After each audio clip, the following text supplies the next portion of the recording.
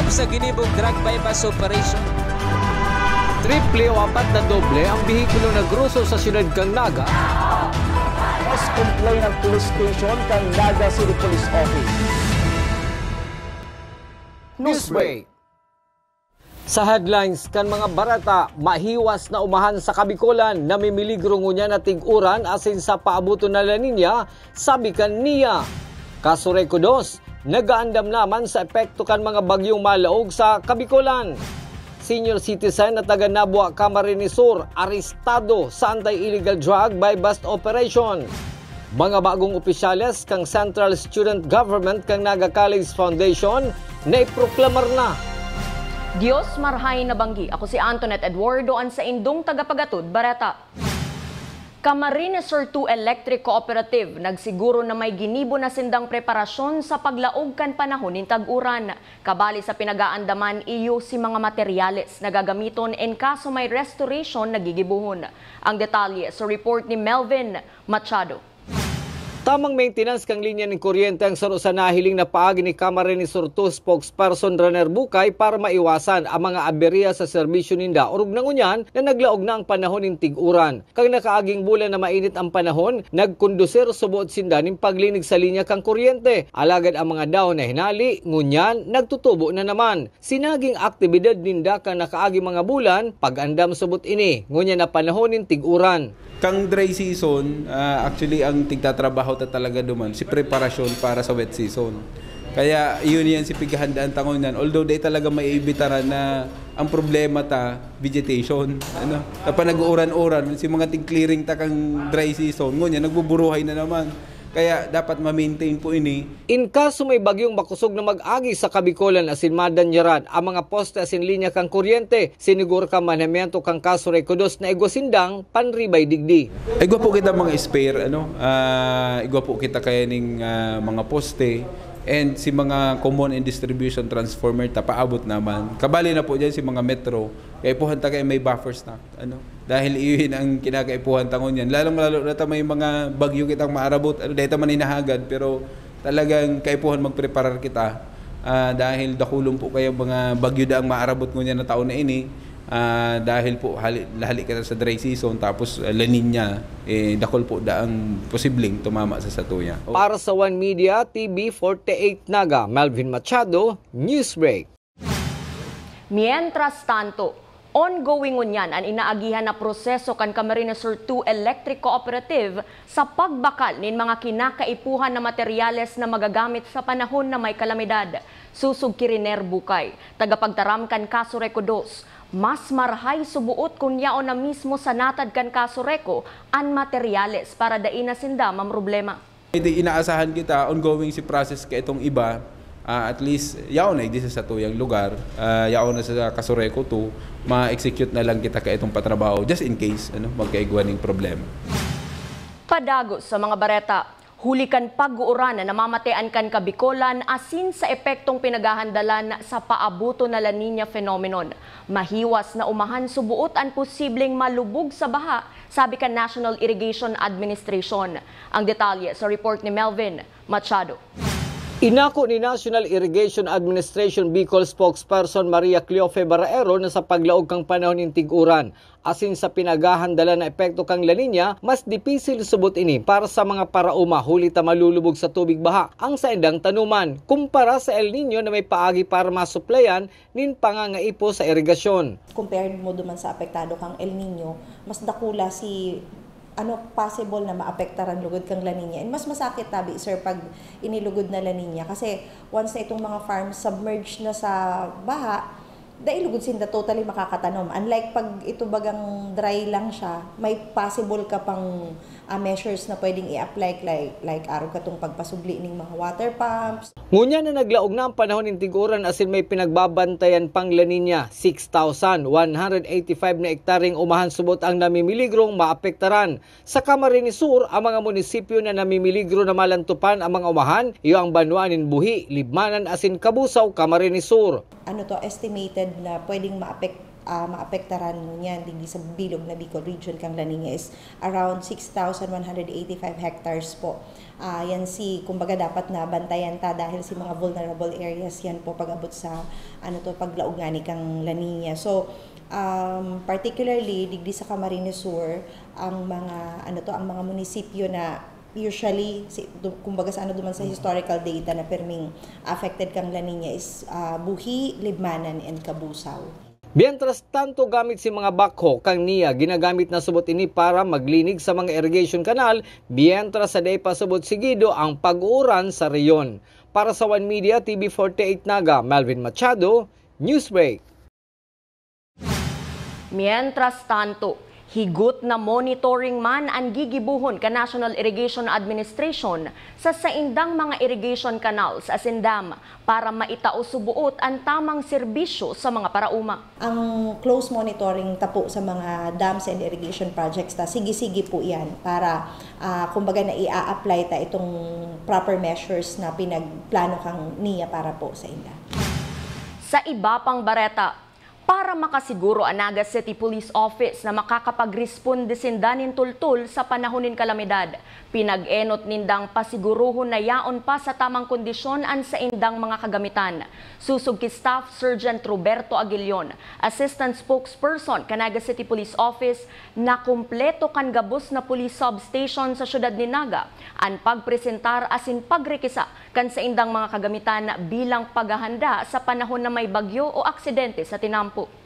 Hihilingon ta po si capacity kang sa tuyang personnel na magresponde. Inot po dyan si gamit kasi para kita makapagtao ning sufficienting response, dapat igwa man kitang sufficienting gamit.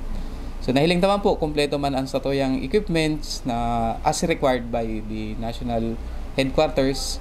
Igwa kita ning hard hat para sa safety kan sa tuyang personnel. As in, igwa man po kita ning ibang kagamitan, tools para sa pag-rescue and retrieval operations. Sa pagbabalikan news break, senior citizen sa Nabua, Camarines Sur arestado sa anti-illegal drug buy-bust operation. Iyan as in iba pang mga bareta sa pagbuelta kan One Media TV48 Naga News Break. Dakop sa ginibog drug bypass operation. Triple o apat na doble ang bihikulo na gruso sa siyudad kang Naga. Mas complain ng police station kang Naga City Police Office. Newsbreak. Flight attendants, prepare for takeoff, please.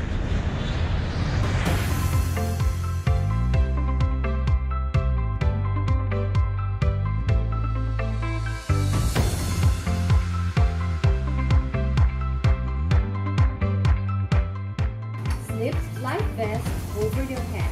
Take the tape around your waist.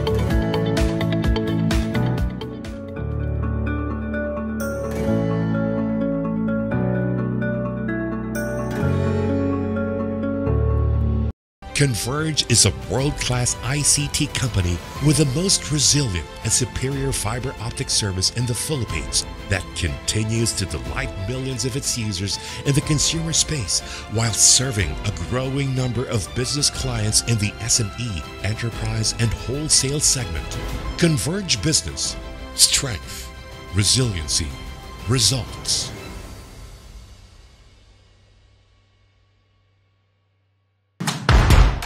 Hello, NCF! Welcome to the Naga College Foundation Incorporated, where academic excellence meets limitless opportunities. Welcome to the home of the champions. Join us as we leap into the future. NCF is committed to providing state-of-the-art facilities to nurture the next generation of professionals. Our first-class facilities are designed to empower our students and equip them with the skills and knowledge needed to excel in their chosen field. Here at NCF Wings, you are a step closer to your dream of becoming a flight attendant. This is the first cabin crew training in Bicol. But at the heart of it all is the newly constructed College of Criminal Justice Education building. The Naga College Foundation Incorporated is one of the 10 schools in the Philippines recognized by the Commission on Higher Education as the Center of Development in Criminology. Our classrooms are designed to facilitate interactive learning, strategically designed to support collaborative discussion and critical thinking. This building is home to Bicol's first world-class indoor firing range, which provides our students first-hand training in ensuring that they are proficient in firearm safety and marksmanship. From crime scene simulation laboratories to forensic science facilities, NCF CCJE has a wide range of specialized resources to prepare its students for various career opportunities in criminal justice. Unlock your potential today. Join us as we leap into the future. Join the Naga College Foundation College of Criminal Justice Education.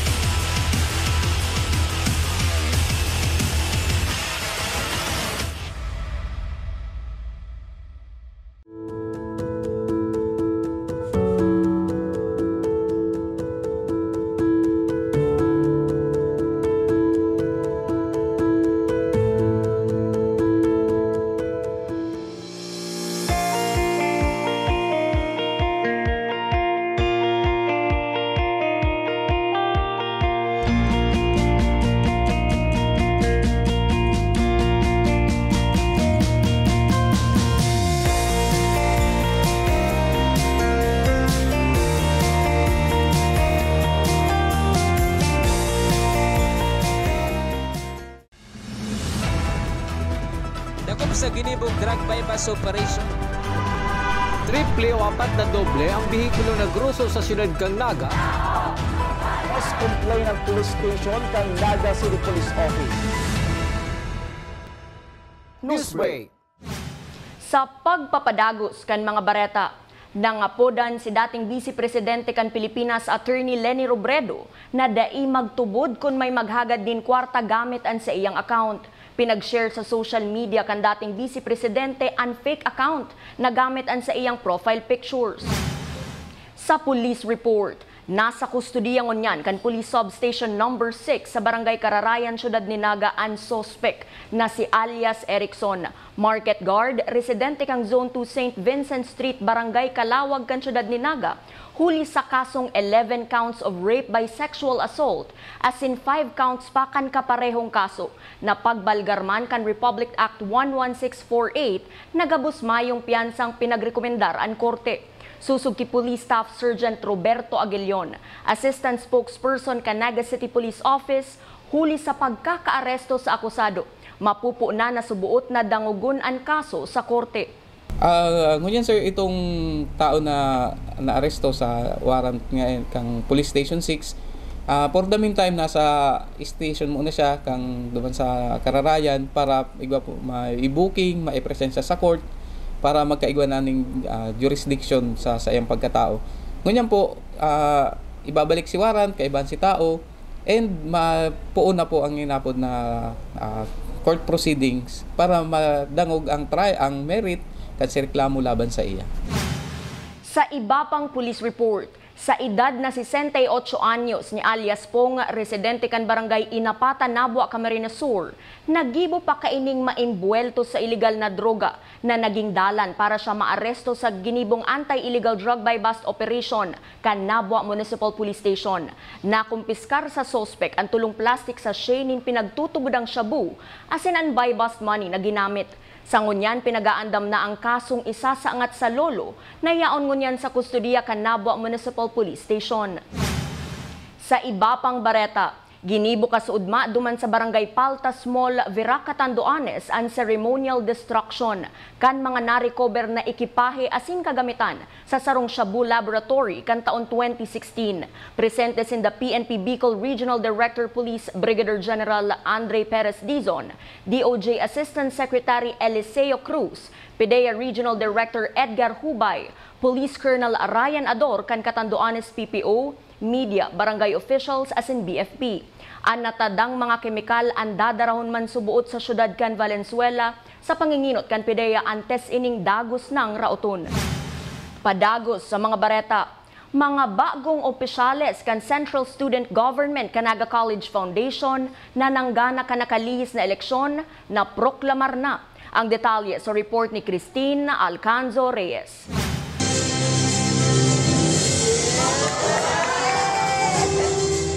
Matapos ang mabusising pagbibilang kan mga boto, formal lang pinangaranan asin iprenoklama ang mga nanggana sa katatapos pasanang eleksyon kan Central Student Government sa Naga College Foundation. Sa bilang na 1,076, ginana ni Troy Almigeri kan College of Criminal Justice Education kontra kay Earl John Targa kan College of Health Sciences ang posisyon sa pagkapresidente. Idineklara man si Cyber Rosales kan College of Arts and Sciences bilang vice-presidente matapos makakua ni 1,191 ni kabuuang boto. Sigun sa mga bagong muknang opisyales, dakol na bagay subuot ang gustong nilang itao sa mga ensyano. Kabalis sa ng mga lakdang ang mas pagtibayon ang pagkasararo kan nambang opisyales para sa mas pusog na liderato. Para lahat kami magkaroon ng malalim na connection, so simulan po muna natin sa team building, which is magkaroon ng connection sa bawat isa, magkaroon ng malalim na pagsasama at mapagplanuhan ang mga dapat pagplanuhan para sa year 2024-2025. Si Rosales, dakula ang pagtuwod sa importansya kang pagiging leader asin ang epekto kay ni sa lambang mga estudyante asin sa bilog na institusyon. I am an advocate of representation, visibility, and inclusivity here in our campus. Ever since I run on my lower position before last year as the CSGPRO, I am very vocal na gusto ko may representation of people who feels like they are not well represented, especially on the scale of leadership. And for having someone like me who is not the typical leader, it is already a statement na any one of you can be a leader. Haliiman sa magkakaibang partido ang nangganong opisyales, syeshertohon subuot ninda ang matanos asin epektibong pagpapadalagan sa nasambitan ng organisasyon. Para sa One Media TV 48 Naga, Christina Alcanzo Reyes, Newsbreak. Asin yan ang mga bidang baretang nakalap kan mas pinakusog na puwersa kan One Media TV 48 Naga News and Bicol Affairs. Da imalingaw na i-follow ang Samuyang official Facebook page. Asin i-hit ang subscribe button sa Samuyang official YouTube channel. One Media TV 48 Naga, tanganing updated kita sa mga bareta asin istoryang bida. An Bicolano, ako si Antoinette Eduardo, asin ini ang One Media TV 48 Naga Newsbreak. Dako sa ginibong drug bypass operation. Triple o 4 na doble ang bihikulo na gruso sa siyudad kang Naga. Mas complain ng police station kang Naga City Police Office. Newsbreak.